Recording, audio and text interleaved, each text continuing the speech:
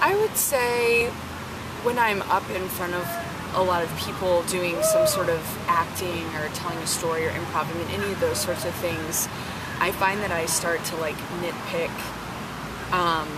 how people might be thinking about me, even if I didn't want to, you know, or even if I'm like aware that that's not the right thing to do, or even when I'm getting ready to go to a show, and I'll sort of wonder to myself, why am I picking this out, or like why am I being so careful, or do I want to look a certain way? It's sort of like this meta awareness of how careful I'm being. And I just think as women, maybe we do that a little bit too naturally and too often.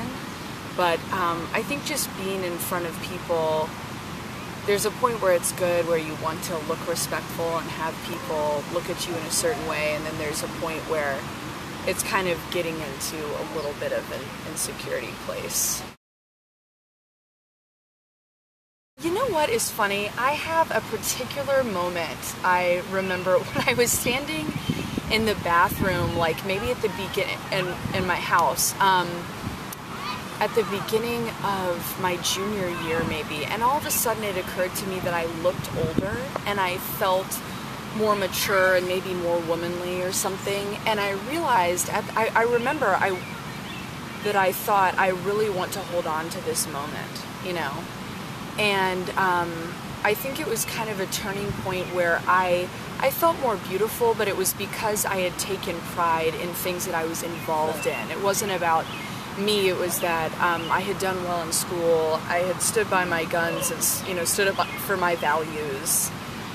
There were like decisions that I had made that made me feel more strong and more beautiful, and I think at that point it occurred to me that it was like about the choices that I made for myself versus, you know, and I'm glad that I had that. I doubt that stuck with me every day, but I remember that moment being like, wow, something has changed, and it disassociated, you know, that feeling of that beauty is all about how I'm built or what my hair looks like or something.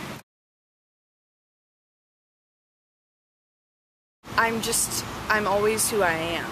I mean, maybe that sounds sort of cliche or simple or something, but it's sort of like, here I am, and this is it, and you know, I'm doing the best I can in life, and I think like I know I'm happier when I'm more focused on other people. That's something that my mom taught me that I think is very important. So actually, one thing is helpful is to just sort of stop hanging on to it and stop obsessing about who I am, or what I look like or whatever, but try to focus on other people or how they're feeling. And but for myself, I think it is just trying to think like I'm doing the best I can, and I have my good days and I have my bad days, and really focus on that idea about it's how I represent myself. I think that's something that I really wish that, you know, young women everywhere, but really any age of woman, is that idea. I don't know, it's just about respecting yourself and representing yourself well. I think when we feel bad about ourselves, it can kind of play out in a way that can be really self-destructive, and that's how a lot of women get into bad habits about making poor decisions, you know, in relationships, or turning to substances to fill a space or whatever it is, when those obviously aren't the things that are going to make us feel more whole or more beautiful.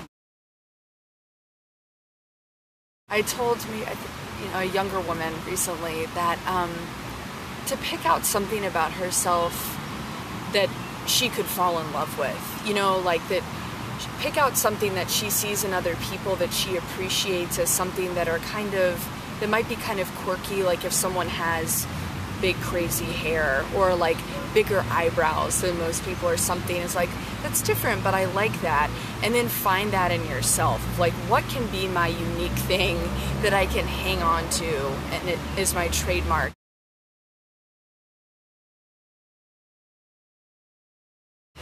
Because I think we can see that in other people. we can see like, oh, that's different, but I like that, or that's beautiful because it's quirky.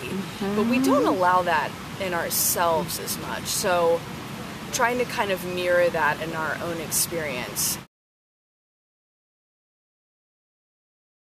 And not even just saying like, oh, I look fluffy in this, or I just look tired and awful. Because I think as a younger woman, you start to think like, do I look tired and awful? Will I look tired and awful? And it sets you up to think that that's what happens when you get older. And that you should fret about those things. Exactly. It's like, start worrying now. Right. You know, that men look more refined with gray hairs and crow's feet, but women just sort of go downhill. And I just don't think that's true. I don't either. I have 30-year-old girlfriends who won't celebrate their birthdays already because they're 30. It's like, if that's where we are at 30, God willing, we have a long way to go and a lot of time to try to feel beautiful in who we are. Exactly. You know, who we are.